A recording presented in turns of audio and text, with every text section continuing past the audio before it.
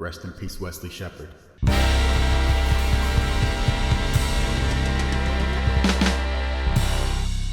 Life, Death, and Dope Boys, welcome to the show. I am Indy. I'm joined by Justin. Hello. Please be prepared for spoilers for the entirety of Tales from the Hood.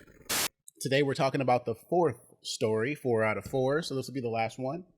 But thank you guys for joining us on this wild ride. It's been crazy. If this is your first one watching, don't watch this one first. Go to the other three, one of the other three. This is a good one though. We're talking about the fourth story, Hardcore Convert. This is the most message of the message stories. It's the most message of the message stories. It's the gangster one. But anyway, let's go ahead and get into it. So we got Jerome, aka Crazy K, a stone cold gangster who's been doing some real grimy stuff in the streets. Dude's a ruthless killer. He's cruising the streets and he crosses paths with his rival, Lil Deke. You already know the deal. It's on sight. Jerome goes all in, chasing Deke down and letting the heat do the talking. Oh yeah, Deke's crew is definitely bulldogging him. These dudes all have the absolute worst nicknames ever. What? I wouldn't hang out with none of these dudes. I ain't hanging out with no nigga named Bulldog and Lil Deke. Yeah, and Stack and Ball. Yeah, I'm gonna go hang out with my dudes Lil Deke and Ball. All right, bro. Help me out. Have fun with whatever y'all are about to do. It's gonna be another nigga there. Yeah, it's gonna be a bunch of guys there. All right, who? Me. Bulldog. All right, man. You guys have fun hanging out with Crazy K and Deke and Bulldog and Ball. Like they have no choice but to be like overtly threatening all the time. Otherwise, like, oh, your name's Lil Deke. Why do they call you that? Why do they call you that? I don't know. Maybe his name is Sadiq and He's got an older brother also named Sadiq. Quan Deke. I don't know, man. It's Deke. I'm not feeling it. No? I'm not feeling it. Well. Mm-mm. Yeah, and then I'm not feeling Deke. So Jerome blasts Deke completely. Oh my god. Yes, it's terrible nickname. Jerome shoots Deke right away. Like he pops out of the car. He's got the headlights on him. And at first, I thought that Deke like recognized Crazy K and was like, "Hey man, you know how you doing?" But it's really more so like he can't see dude because he's got the headlights in his face. He's like telling him is like, that what it is? Yeah. Because I thought that I didn't realize that there was going to be an altercation, at least coming from his end. You know what I'm saying? Yeah. Well, he's driving and he sees Deke's car pass him going the other direction. Right. And so he like drifts around and then starts following him. Deke did not notice that.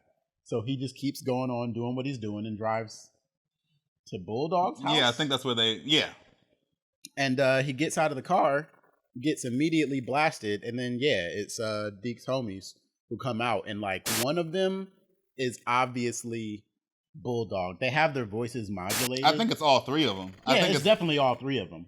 But like one of them has an afro, and you don't remember seeing an afro.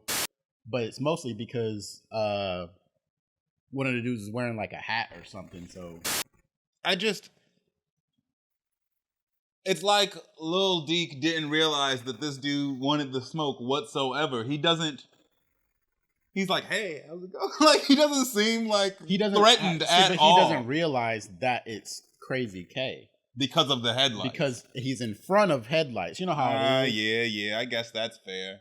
My man was not on the lookout for the ops. Not at all. That seems like... No, he definitely caught him lacking. That's not a question about it at all. Dude was not ready for no kind of smoke. All right, just when it looks like Jerome might be catching some lead, the boys in blue spawn in, taking down Deke's crew before they can finish the job. There's like 50 of them. Yeah, all lined up, like perfectly headlights just blaring. Yeah. These dudes literally spawn in. You don't hear them approaching. There's no siren. And no one hears them approaching.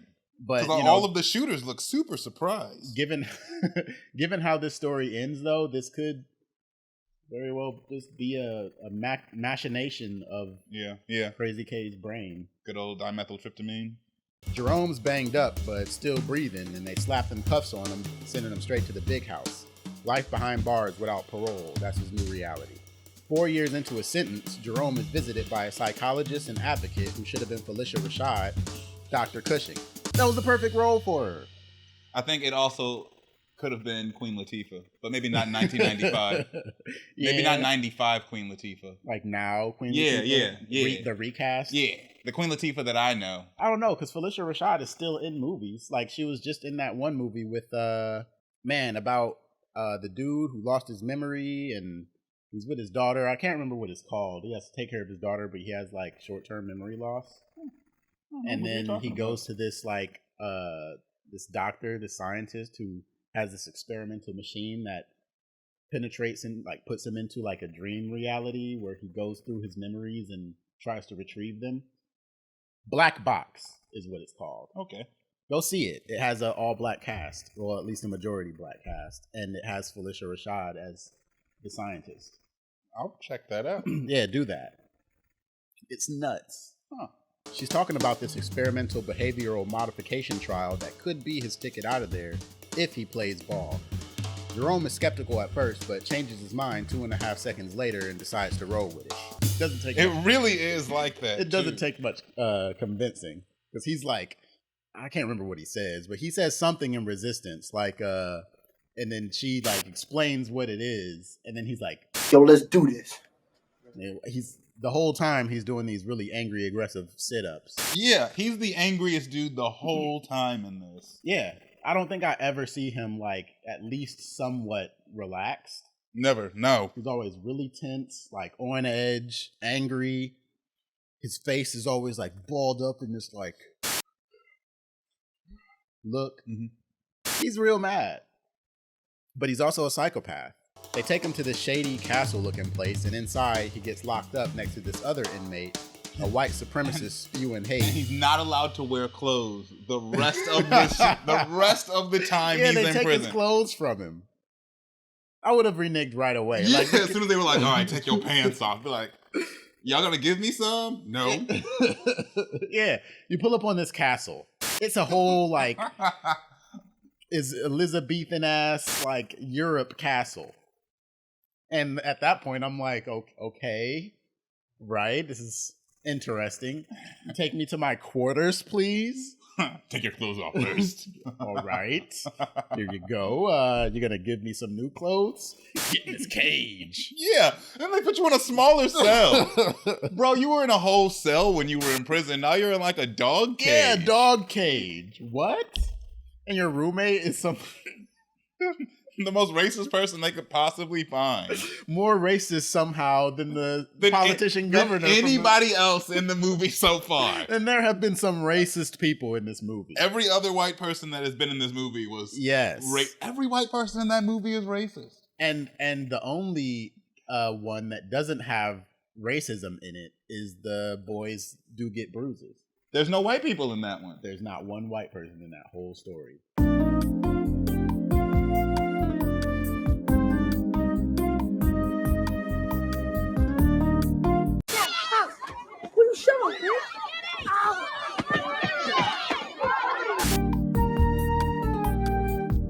The school is all black, the teachers are all black, the family's black. Hey. Now, this ain't sitting right with Crazy K, and he ain't holding back. He punches dude hard as hell for being racist. Nazi dude switches it up, though, and asks Jerome about the race of his victims, and shuts him down. Message! Crazy KKK is the name that I've come up with this character. And he sucks. He is hands down the most unlikable character in this entire film. Yes. You agree with me? Yes, I agree with you. Finally. Yes. I'm going through my head like that, trying to think of someone less likable than the caged neo-Nazi. No, I don't think there is one. What is he doing there? Are they trying to reform him too of his racist ways? Like, maybe, do you think he's going maybe this is just treatment? like a crazy ass reform program. I don't know about his comparison though. Like, dude is like, yeah, like I'd murder black people and hang them from trees, and you know what I'm saying? I'm trying to purge the earth of the scum that is the Negro. And you're killing your own people too, and that's exactly the same. Crazy K's probably killing more black people than Crazy KKK. I can't say that I believe you on that one. You don't think so? I think that Crazy K, because Crazy K gets more opportunities to kill black people. I think, yeah, unless Crazy the other dude's K, like a flat out serial Crazy killer. K hunting them. only has opportunities. Yeah. He doesn't have any white ops. I agree. And the people even catching strays are black people because they live in his neighborhood, which is black. Crazy KKK goes out of his way to kill black people because he hates black people. And yes, both of those scenarios are terrible, but they're not the same. They're not the same, but I think that that's probably the way that neo-Nazis think, though. To be like, hey, you kill black people too. Want to get recruited to my cause of killing black people? I guess what he's saying is that he's already recruited. Like, yeah, you're already doing it regularly. Probably more than he is. I truly think that Crazy K is killing more black children than the neo-Nazi in the cell next to him. Message! Dr. Cushing spills the beans saying she put Jerome next to Racist Yo on purpose. She's working for the government trying to flip Crazy K out of his murderous ways. But she tells him if he can't find redemption, it's a one-way ticket to solitary confinement, rotting away for the rest of his life. That's worse than prison. Why not just send him back to prison? Yeah. He's already serving a life sentence. Yeah. If you can't reform him, then I guess it's just like do or die at that point. You agreed to this program, so you're either going to do this or you're going to get worse than what you already had. He doesn't care, though. He doesn't feel anything. And Felicia Rashad's discount Felicia Rashad, Queen Latifah seems to not like Jerome at all. No, she goes into this. She picks Jerome because she don't fuck with that dude. It wouldn't bother me a bit because I think you're scum, Jerome. So don't test me, you understand? Like, she's like, that motherfucker. Yeah. You think she, wants him to fail? Or do you think she's, finding extreme cases on purpose because if you can save this piece of shit, then maybe you can save, a less shitty racist? I was going for she is a sadist and she's picking the shittiest people because, ooh, perfect. Fuck this person. I can't wait to fuck this dude up. Yeah. I think that, yes. If I wasn't, that's how I would feel. She calls him scum. He is. She's not even giving him a chance, though. She gives him a chance. Bro, that is the... Man, what if her calling him scum is part of... part of the reformation process? Yeah. You're supposed to be an objective scientist. She has her feelings. She never said that she's a scientist. She's selected by the government. Yeah. Why would they just pick some random person? They picked Amanda Waller, too, for her job. She was selected by the government. But not because she was trying to better anybody's life. Not even a little bit. And maybe discount Felicia Rashad, Queen Latifah is also not interested in making anyone better. Yeah, no. She got selected for this program and uses it as an opportunity to Batman people. Hugo Strange him even. Yeah. All right, things escalate pretty rapidly here. First up, they cut his hair and shave off that ridiculous K from the front. Okay. Thank goodness. Seems sensible. That hairstyle was garbage. I understand that. I don't know why they did that. He had these crazy ass sideburns. Those are gone. They're like, all right, we're gonna make you into straight Tupac. That much I can rock with. But then they throw him into some sort of gyroscopic modulator and push violent images at him, like KKK members and real photos of lynching victims, mixed in with some images of gang violence footage over gangster rap songs. Strobe light. This is before the strobe light. This is when this is the music video. They show us all the dead people. The 90s music video. Yeah, and it's like, I didn't ask to see lynching victims in my movie. I guess I understand what they're doing or trying to do, but this is the last story, and the other three were fun.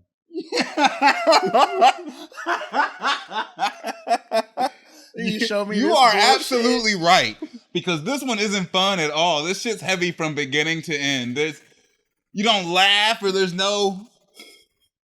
And then eventually it's like, all right, we get it. Yeah. Damn. It's like if the music video wasn't enough. We get it. This shit is weird. They shove some sort of tube halfway into his brain. That's uncomfortable to watch. They put something on his dick. That's weird. It's just weird. Yeah. They play somebody's music video. It's an early 90s music video. It's like a criticism on rap music too. Like everything that they're showing it's like they're trying to equate lynchings with black on black crime. And then they're also playing this rap music, I guess, this gangster music, I guess, to like symbolize that like gangster music is encouraging black people to kill each other. Contribute to the degeneracy. I mean, they have a point.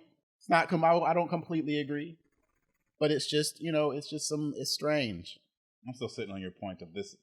The rest of the movie was fun. The other three were fun. This one, like, I can imagine sitting in the movie theater and just being like, wait, what? They should have put this one at the beginning. Nah, because that... Maybe it's sandwiched between two fun ones, but you can't start like this. I think that having the zombie Morehouse one first made it to where, all right, I'm ready to watch the rest of this. If they would have followed it up with this, then it would have been like, okay, we got some dynamic range going on. Like, let's see what's next. And then they would have done another campy Boys Do one. Get Bruised. Yeah, and it would have been like, okay, all right, I'm back on board. I ain't shit campy about this one. Everything from here on out is just dark. He was like, hey, you know what, Spike Lee, you can sit in the director's chair for this one. He was like, I got something for you. Spinning them around. This one's gonna be real scary. Dr. Cushing is like preaching during this whole thing. Mm-hmm. Yelling at him. Yeah, I think they're trying to tell us something.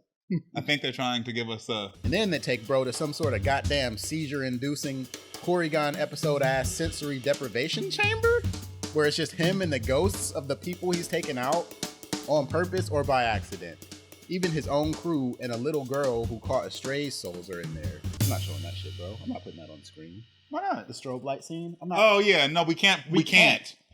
It's got to be like freeze frames. I'll put a freeze frame here so you guys get to see. Or else there'd be like 15 minutes of strobe light. Yeah. That's all of our viewers would just... Pew, pew, pew. Like if you were even kind of bored with this video before, you're done. At this point, you're finished. Like, nope. Give it 3 strobes before it's like, eh. Yeah. Because even at this point, watching the movie, I was like, okay, it's the last story. Yeah. We're almost done. We got this. Surely this can't go on that much longer. And it does. It does. But like, maybe that's why this episode is at the end. Bro, imagine being in the theater. Imagine the screen being a wall. And it's just like, why is this lady yelling at us? The strobe at light. Us, at me. This aggressive ass music. I haven't killed anyone. This is no longer a movie. These are real images of real lynchings. Exactly. Like, what are we doing? This is not entertainment anymore. Yeah, I don't like it. I don't like it. And it almost took me out of the movie. Well, it did take me out of the movie. So if you're still here watching this video, and then I really appreciate you, bro. Like, you stuck it out. It's the worst one. It's the worst one. Like, share, and subscribe. If you don't, I'm showing the epilepsy scene. Ooh, yeah. Yeah. If you don't like, share, and subscribe, we're inboxing that thing. Strobe lights. Hope you're not an epileptic. Yeah, man. That thing would have taken a whole, like, theater out. Why'd you do that? I bet it did. How many people walked out during that scene? Movies don't often have seizure warnings, and I'm sure they didn't in 95. No. You got to warn people about flashing lights in a video game. And it's just like, no, I'm just shooting a... But you didn't have to warn people about seizures in video games until Sonic the Hedgehog, which would have been around like the same time. So I wonder. They knew about epilepsy back then. This wasn't... They did this on purpose. Now, Jerome, he starts talking about how his childhood was a nightmare, and now he's the nightmare. But even with all that, he ain't willing to own up to the consequences of his actions. This is what took me out of it. What do you mean? After all of this, after everything we all just had to go through, this motherfucker's gonna double down?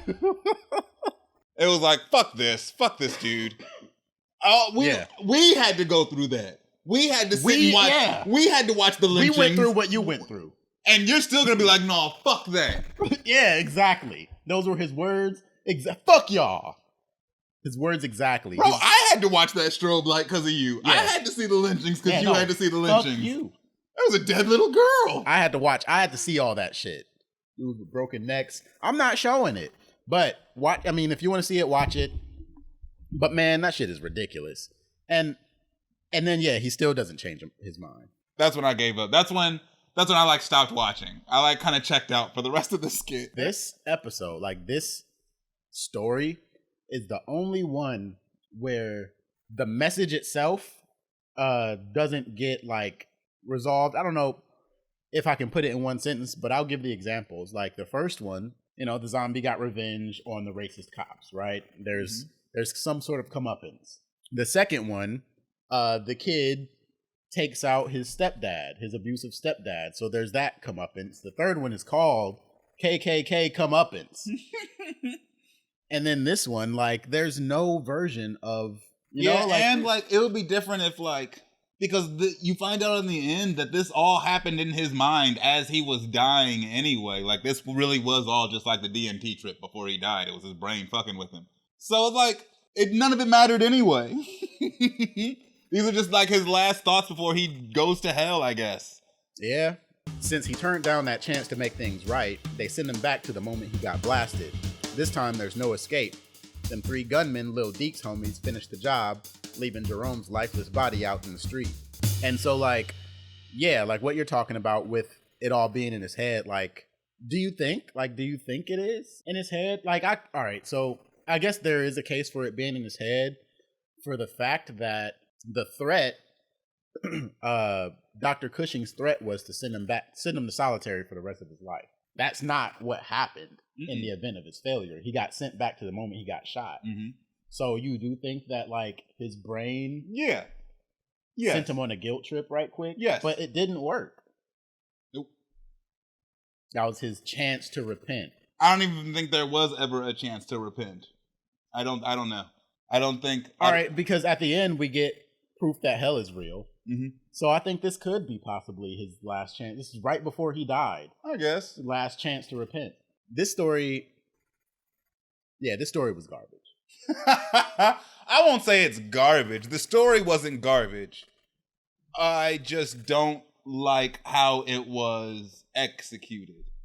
You think it could be done better? Same story. You think it could be done better? Yeah, man. So if you were to do, like, our hypothetical... Because the things we don't like about it have nothing to do with the story. Yeah, you're right. It's the direction. I have no problems with any of the characters or anything. Yeah, I was invested up until it got to all the lynchings and the strobe light. Yeah. The music video is when it was like, okay, what? This doesn't have to be an entire, like, 3.5 minute song. I kind of like the music video part. You close your eyes. I like the song. Close your eyes and it's a pretty okay song. I mean, I watch enough documentaries on stuff like that where I've seen plenty of lynchings anyway. It really... But when you turn on a documentary on that you're like you're prepared to see that. For me, it really is the strobe light and the psychiatrist hollering at him. Yeah. That's what's really like, okay, I need this to be over. Yeah. And the fact that they put important stuff in that scene, like... Yeah.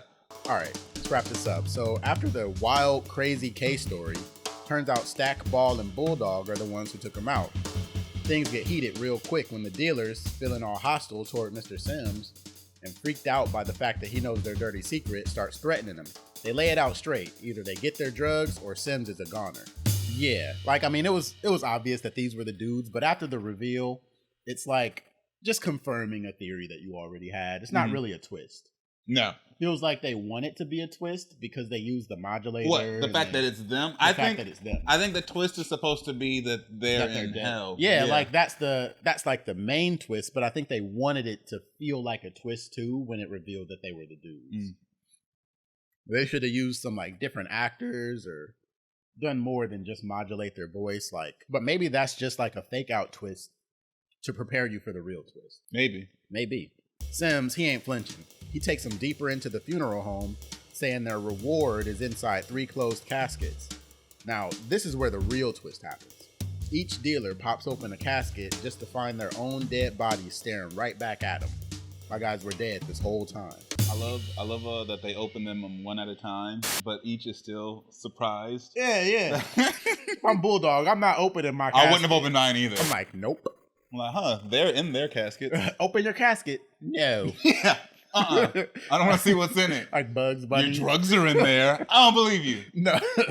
Well, it's their own dead bodies are in those, so I don't believe there's drugs in this casket. No, I'm not opening it. Did you peep how delicately, like, Bulldog is holding his gun? Hands on man with your ass. It better be in here. He's the only one. All right, so first of all, he's the only one out of the 3 who has three who has any type of trigger discipline. Nice. Ball and Stack are both like gripping the trigger, but Bulldog has his, he has good trigger discipline, and then he's like, but he's also like real like delicately, like he's got a martial art to his gunmanship. He's like real delicately holding the gun. With the tables turned, Sims spills the beans. After they offed Jerome, Jerome's crew came back at him for revenge and took all three of them out. Bulldog's like, wait, if we're dead, how are we here right now? Sims hit him with the bombshell. This funeral home is actually hell, and he ain't Mr. Sims no more. He's motherfucking Satan. Great makeup. It is. It's a good costume. I think so too. And then the little transition that they do, it's pretty cool. The drug dealers are left to burn in janky PlayStation 1 hell for eternity with all them tortured souls while Satan's laughing it up. And that's the flick. And with a good gangster rap song, I believe. Yeah, a nice little to contradict the message that they just sent. They roll the credits to a nice gangster rap song. And dudes look more like they're crumping than actually like burning in hell. They're just kind of there, just like. The visual effects will do the rest. Just sit there and act like you're on Just fire. move.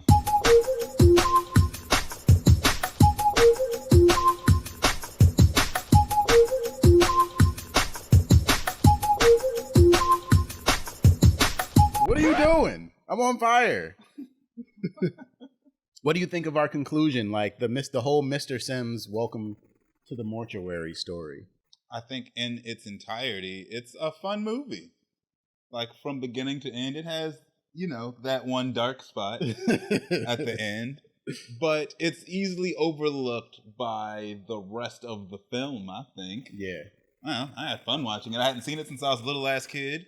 And wasn't nearly as scary as I remember it being. No, not at all. And I think that horror was different in the 90s. I think at 7, I had a different relationship with police officers. Also, yes. I think I had a different relationship with dolls. Yeah, of course. And a different relationship with the horror genre. And it like having developed that as an adult and looking at horror as just everything that it can be. It can be camp. It can be dark. It can be like gory, psychological. It can be like a lot of things. And so just watching this, or sitting down to watch this movie, I've only seen it twice too. Well, before we sat down, I had only seen it once.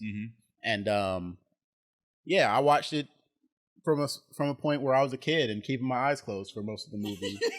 And watching it as an adult, like I don't think I was expecting to be as scared, but I kind of like was approaching it from the standpoint of like I'm sitting down to watch a B movie with my friend.